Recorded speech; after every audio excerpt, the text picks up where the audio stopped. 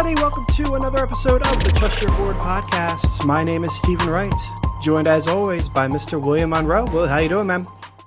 Steve, doing good over here. Just got back from a weekend at a lake house for a friend's birthday, and to get ready for my final redraft draft of the year here later today.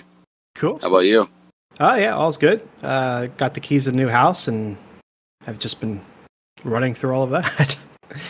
Oh, yeah, all the honeydews, everything you got to get done. Yeah, all the fun stuff. But in the meantime, we got our first mailbag episode for everybody today. So we're just going to be answering some questions. Before we do, Will, do you want to let everybody know what we're doing mid-season here? Yeah, so Steve, we're going to be shifting from our usual mock drafts, on weekly that we do here in the off season to 2 episodes a week. On Tuesday, we'll go over some players to target on the waiver wire, so waiver episode.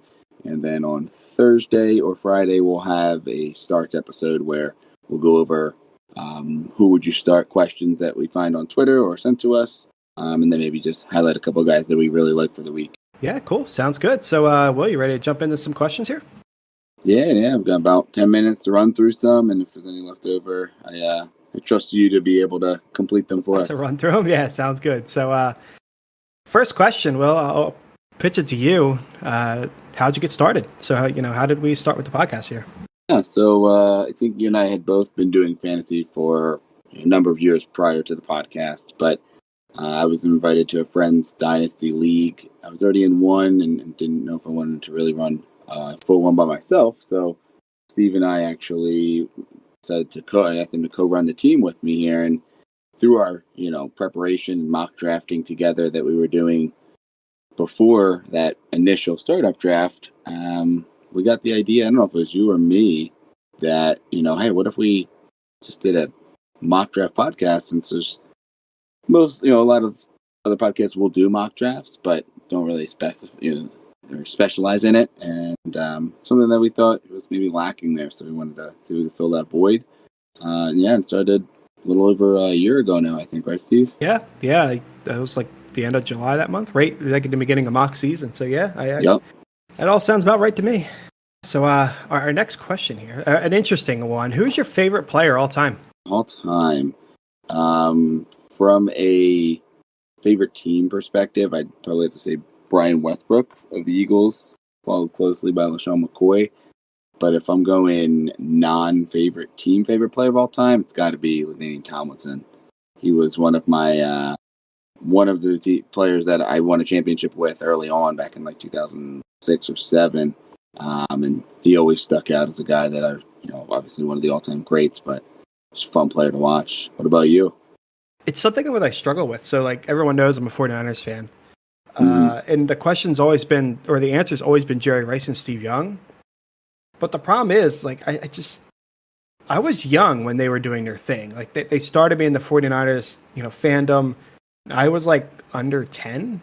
So like I don't have a lot of memories of them playing. So it's kind of weird for them to be my favorite, but it's something where like I still hold on to it because that's been the answer for so long. But realistically, it's probably Stafford at this point, which is crazy because I'm a 49er. Stafford. Yeah, I love Stafford. I love watching him play. So yeah, it's probably Stafford. It feels weird to say a non-49er, but here we are. Crazy, but I mean, you can have your favorite team, favorite player, and then just kind of your favorite player outside of it. So you kind of got that covered as well. Yeah, for sure. Next one, fantasy related here. So Jalen Reagor and Raquel Armstead are available. Reports are that Armstead's going to be the backup in return. So would you draft or would you drop Armstead and pick up Reagor? You also have the option of dropping Herndon or Goddard. They own Waller in a redraft. Yeah, I mean, I probably would go Reagor over Armstead, but I think I would probably drop one of the 2 tight ends there. You have Waller. You're looking for upside. Both of them are upside shots. So whichever one you like better, I probably would go Goddard. I imagine you would go the other way. But I'd say whatever you're kind of who you feel has a better chance of breaking out. I don't think you need 3. Yeah, I'm going to say, bro, I would drop all of them personally. I mean, I don't carry backup tight ends. So I would lean a tight end just to keep another running back shot, I guess. I mean, if you'd rather keep the tight ends, drop Armstead, I have no issue with that. But I think I'd rather drop a tight end, and it's difficult between Goddard and Herndon. I lean Goddard because I love Herndon so much, but, Hernan's probably the riskier of the two. So if you go that route, I have no issue. But yeah, I mean, given Rieger's upside and the vacuum that is the wide receiver position for the Eagles, I would drop any of them. Yeah, I'm in agreement there. Cool. Back into sports. So favorite sports team across all of sports. So everything combined. Who's your favorite? Yeah. So across all sports, I probably have to pick one, the Eagles. I know for hockey, we've mentioned the Flyers. I think that's the only team that you and I really cross over on as being a fan. Would you say Flyers are your number one overall? Easily. I guess I even close. I mean, we cross over on the Phillies. Like, I'm technically a Phillies fan. I just don't really watch it that often. And I don't know about basketball. I root for the Sixers and I guess the Raptors, and I don't know. But yeah, New easily hometown team. Yeah, exactly. But yeah, easily the Flyers. It's not even a competition. This one, kind of more so for you, Mr. Eagles fan. I mean, I can obviously weigh in, but is Miles Sanders on a snap count for week 1? And if he is Boston Scott start worthy? It doesn't sound like he's going to be. I know people are worried about him and Carson, but from what I hear, starting today and the rest of the week, Wentz is full practice, so he should be good to go. So that should relieve a little bit of worry. And I think they're just taking it easy with Sanders. If he's on a snap count, I don't think it'll be a strict thing. It'll just be throughout the flow of the game, mix in Scott a little bit more, but I don't think it'll be a certain number that they're trying to hit. I think Scott's really only start worthy if you're desperate, or if Sanders is definitely out a game, then you could probably play him because he'll get more work, even if Clement probably gets the goal line touches. But with Sanders starting, I think it's if you really need someone, not a horrible option, but I probably wouldn't. And if he's not on a snap count, it does sound like he's like fully playing. Would you start Scott, or do you think he doesn't have a lot of value? If you're saying if Sanders is... Yeah, if Sanders plays and they come out and say he's not on a snap count, he's our guy, would you start Boston Scott or no? No. I probably would only start him if Sanders is definitely not playing. See, I lean a little bit more of like, I think they'll limit Sanders just to be cautious initially. Mm-hmm. And Scott might be start worthy week 1 because of that. Yeah. But yeah. I think he could pop, but I think there's better options out there. Yeah, that's fair. It's a tough situation, right? It's going to be one of those murky ones. We're going to skip around here. Another tough one that hits me personally. What are your thoughts on Ronald Jones, Fournette, and Shady's role in the offense and how they could change as the season wears on? I feel like I've bounced back and forth a bit.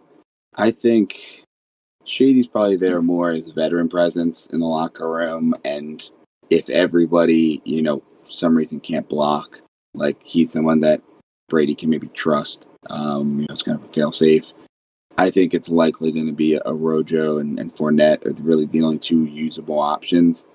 But I'm leaning more and more that it's going to be Fournette, and they just didn't see what they wanted out of Rojo. It'll be both. But I saw a couple things on Twitter where, Brady and Fournette are taking pictures together, and then people are joking around, oh, you don't see Brady smiling like that in a picture with Ronald Jones. Boost your Fournette shares. And I don't know if that's getting to me a little bit too, but I don't know. I think if this offense is going to work, Fournette's going to be the one that gets cashed in those touchdowns and likely is going to be usable. A little bit more on the opposite side, I guess. Like Shady, I don't care. If Andy Reid can't get anything out of Shady in the Mahomes offense, then what's this going to do? Exactly. Like he's irrelevant to me. I think it's going to start with Rojo because it's a lot of time for Fournette to get up to speed with the playbook and everything before the season starts. So I think Rojo is going to have his opportunity to start. He might have Fournette vulturing touchdowns. But I think it's going to be Rojo to start. And then if Rojo looks good, and keep in mind, all the reports that we heard said that Rojo looked good, then he'll keep the job. And again, maybe Fournette spells him here and there, or it takes the touchdowns away from him, which still is going to hurt Rojo if that happens. But if he looks good, he'll stand on in the job. If after 2 weeks he's not up to par, then it's going to be Fournette's job. So I think it starts Rojo, and then it could shift depending on his performance. We'll see. Will, do you have a favorite video game of all time? So I play video games less now, but of all time, it's got to be the Pokemon series, and I go back and forth. Probably the Gold and Silver, Gen 2 there. Red and Blue are obviously classics, but probably Pokemon Silver, if I had to pick one specifically. Nice shout. Mine is probably Civilization. I like strategy stuff, Huh. and I've pumped a lot. I mean, easily the most hours into that game. Now, if you're talking Really? like favorite series, like you brought up like Pokemon series, it might Yeah. be like Mega Man X, or Mega Man Battle Network. I liked all of those games, but it's like a one particular one, probably that. Civilization 5 specifically. One more. We're talking about Bears here, Will. Do you Yeah. view Allen Robinson or Anthony Miller differently, whether or not Foles or Trubisky's at QB? Tough. I don't know. I know Foles tended to lean on wide receivers a little more, but I don't know that leans one side or the other when he was in Philly. For A-Rob or Miller, I think for them, it's probably the best setup that Trubisky plays, and maybe he does well, but you can get a half season out of him, and then you can get your 10-game run out of Foles if he can get a second half of the season and possibly a playoff run. It seems to be the formula for him. Yeah, and to me, it really doesn't change anything. I mean, Trubisky was the quarterback last year. Allen Robinson was obviously good. He had his peaks and his valleys. He definitely hurts you sometimes, but he was good overall. And Anthony Miller, over the back, I forget what it was, 4 games of the year, he was a wide receiver too. So we've seen both of them perform well with Trubisky. So Trubisky doesn't worry me. I think at worst, he's the same. Like, I don't see him taking a step back. He worse or better. And then at Foles, I think it's just a slight upgrade. So as long as Foles is like hyper target Allen Robinson or something, I think both of them could be relatively the same. The question is, it's more about Anthony Miller, and was that breakout we saw like a true beginning of a breakout, or is it just a flash in the pan and we're not going to see it anymore? I don't think that's a quarterback related outcome. Let's see here, Will. What side do you want in this trade? N'Keal Harry or Van Jefferson, Will Disley, and Ross in a dynasty? I think I actually lean the Jefferson side. I mean, Disley doesn't do much, Ross not really, but I'm really liking what I'm seeing out of Van Jefferson. I realize Harry could break out, but I think the offense that Jefferson's in is going to lean to him a little more to make him more relevant long term, or even the next few years. Harry, I think, has more upside, lower floor, maybe just based on what we've seen so far. So I think I slightly lean Jefferson, and maybe I see if I can get something else, maybe a pick instead of Ross or Disley, just to get another thing of small value. But yeah, I think I lean that Jefferson side. How about you? Ross and Disley are my issues with the trade as well. I'm leaning N'Keal Harry because I see the higher upside with him. I like Van Jefferson. I think we've both talked a lot about Van Jefferson this year and growing into that role and taking over when Robert Woods leaves. I really like him for dynasty, but I think Harry has the higher upside. With that in mind, you can move that upside for a guy like Van Jefferson, but I need something in addition, and Ross and Disley just aren't doing it. I mean, Disley could work out. He's a nice upside shot at tight end, but obviously injury history.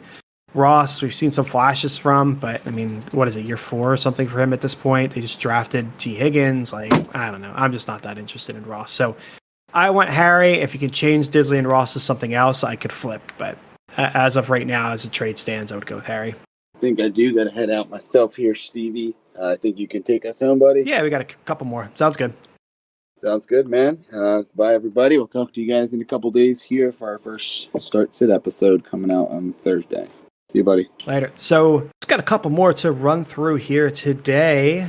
Do you have a specific strategy for a 14-team league? For me, it's yes. Overall, probably not. I mean, some of it's obvious. Your running backs are going to dry up quicker, right? So I probably go running back heavy earlier, and that could really mess with you if you're on the turn. So, when I'm on a turn or really close to turn, I like going running back wide receiver to give myself maximum flexibility moving forward. Yeah, I can take advantage of people that fall and whatnot. But in a 14-team league, I think I would have to go running back early. There's also differing opinions on the tight end position in a 14-team league. Some people like the tight end position more because there's so many people, only 3, 4, depends on how many tight ends you like. Only 3 or 4 people are going to get high-quality tight ends. Kittle, Kelsey, Ertz, Andrews, kind of your typical top 4. So only 4 people are going to get them. The rest of the league are going to be with lesser tight ends. So it gives you a bit of a positional advantage throughout the rest of the year. The counter argument to that is I only have to play a Kittle or a Kelsey or an Ertz or a Andrews, if you consider those two in the top echelon, 3 or 4 times a year. So throughout the rest of the year, I'm playing lower tight end, so I can afford to go with the lower tight end. I'm falling more into that category, possibly because it fits into my late tight end strategy overall. But you could do that, and then I find late round quarterback even more valuable. I mean, you can't wait as long, depending on how many people in your league take 2 quarterbacks, but it allows you to take more wide receivers and running backs earlier that are going to drive quicker, and you could still grab a Stafford or a Goff, someone late like that. Next question, I have an open roster spot. Who would you rather add? We have Goddard, Adrian Peterson, Ebron, and Giovanni Bernard. 2 quick notes. They have Hooper in at tight end and Mixon at the running back position. I'm pretty firmly in the camp of Ebron here. Goddard's solid, but without an injury to Ertz, I don't think he has a ton of upside. He could be usable for fantasy and someone that you could start week in and week out, but as a high upside, I don't think it's there without further injury. Adrian Peterson, I just have no interest in. I think that's a depth play, and that's all it'll ever be. Gio's interesting. He's going to be the clear-cut handcuff, but I don't like drafting handcuffs. I know some people do. It's really not my style. So if you are one of those people, Gio's fine. I'm cool with that. But Ebron's the one I like, partially because I don't trust Hooper.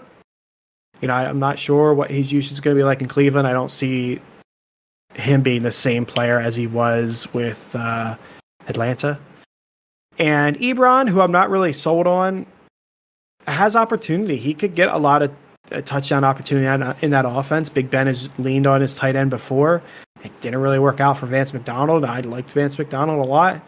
But, we've seen some flashes from Ebron. We know what he can do, so I think the upside's there. So I would take my shot there and see what we got out of him over the first week or 2. So one more question here, and we'll wrap up the show. Has your opinion on Kamara versus Clyde Edwards-Helaire changed since all the Kamara trade talk? And for me, it has. That historically, I've always wavered on those two. I put Clyde Edwards-Helaire over Dalvin Cook because of the contract work with Dalvin Cook, and my hesitation to draft somebody like that. And Kamara now falls into that boat. I feel like Kamara is going to be fine from a contract standpoint. Everything kind of came up very last minute, so I don't think it's that serious. I don't believe in any of the trade rumors. I do worry about the epidural. That's not a good sign. You don't get one of those when you're healthy, so something is wrong.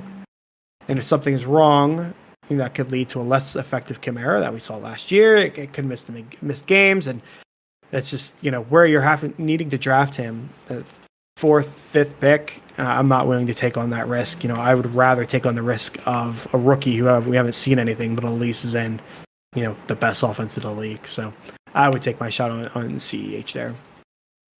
So that's going to wrap up this first mailbag episode. As Will was saying, tune in on Thursday for our start sit conversations. You can go ahead and tag us at Trust Your Board on Twitter, and we can get some of your start sit questions added to the podcast.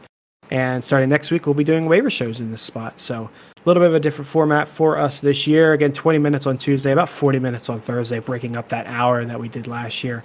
It'll be fun. We're also going to keep the show on YouTube this year. Last year, we did the mock drafts on YouTube, and then we shut down YouTube. After that, we are going to leave it up. We don't have any real video to provide, but we're going to leave it up. We do have some followers on YouTube and don't want to leave them out. So if you're a YouTube listener, stay subscribed. We'll be staying there. In the meantime, folks, trust your board.